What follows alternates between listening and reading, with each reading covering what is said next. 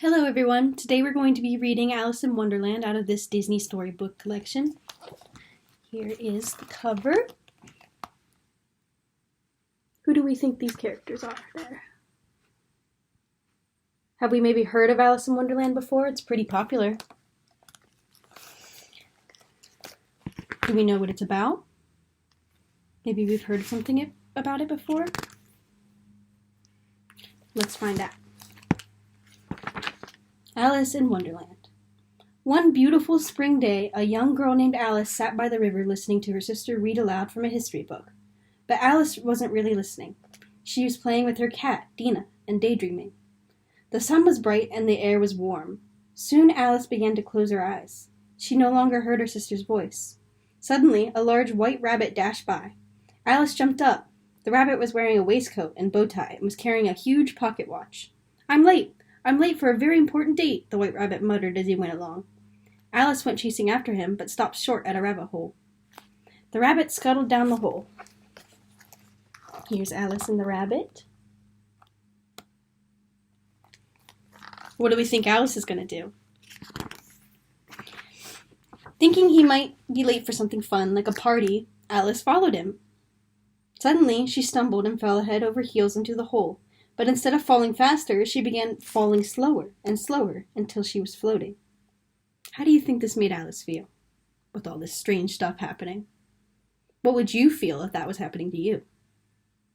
Let's see what Alice does. She landed gently, just in time to see the rabbit disappear through a tiny door.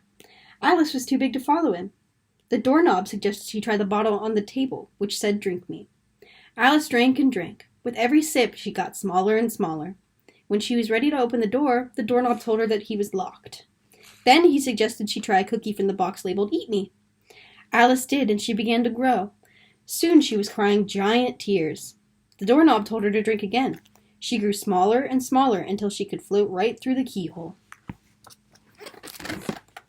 Here's Alice falling, and there's Alice talking to the doorknob. On the other side of the keyhole, Alice found she was in the strangest place. There were talking birds and walking fish, and a Cheshire cat who kept appearing and disappearing. Alice kept hoping that one of these creatures could help her find the white rabbit, but they were no help at all. She came upon a pair of twins. They introduced themselves as Tweedledee and Tweedledum. "How do you do, Tweedledum and Tweedledee?" Alice greeted them. She could not tell them apart at all. "When first meeting someone, you should take hands and state your name and business," said Tweedledum, grabbing Alice's hand and shaking it firmly. "That's manners," said Tweedledee, grabbing her other hand and giving it a good squeeze. With that, the twins danced Alice around and around, but they were so rough that they flipped her over, knocking her onto her back. Alice was not pleased. "Talk about manners," Alice exclaimed as she picked herself up. "If you must know, my name is Alice, and I'm following the white rabbit. I'm very sorry, but I must go." Despite the twins' protest, Alice went on her way. Soon she came to an unusual garden. Flying about were bread and butterflies and a rocking horsefly. Alice discovered that the flowers of Wonderland could speak. "What kind of flower are you?" a big orchid asked her. "Oh, I'm not any kind of flower," Alice replied. There's her with one of the twins, and there's her talking to one of the flowers.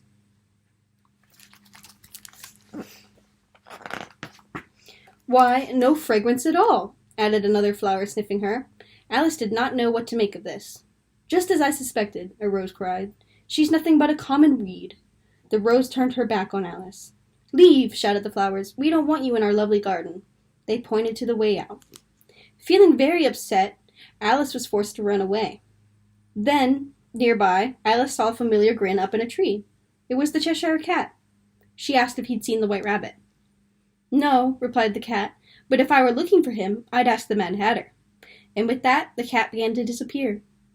Alice realized that the cat hadn't told her how to find the Mad Hatter.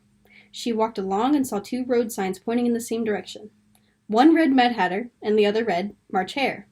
She followed the signs to a clearing in the woods where the Mad Hatter was giving a tea party with the March Hare. They made Alice feel quite unwelcome. They refused to offer her a cup of tea and had no intention of helping her find the white rabbit. Alice went on her way and soon ran into the Cheshire Cat again. She explained that she was trying to find her way home, but the cat replied that all ways led to the Queen. He opened a door, and Alice stepped through. The White Rabbit hurried into view. He was about to announce the Queen. The Queen of Hearts appeared and invited Alice to play croquet. But during their game, the Cheshire Cat showed up and tripped Her Royal Majesty. The Queen was enraged and blamed Alice. "Off with her head!" she cried.